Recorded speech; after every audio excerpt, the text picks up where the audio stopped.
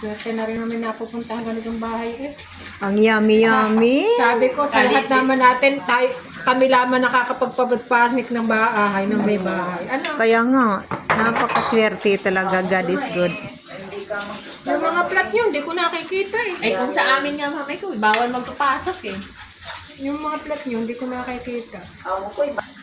Alaga ako namin pag nagpaalam ako, wala na rin namang response. Okay. Wala na siyang... Kahit yung pre ni amo ko, hindi pinapapunta sa bahay. Ano? Pag umalis yun, kunyari may laki CR, automatic yung papunta na sa sabi, pinisan yung CR.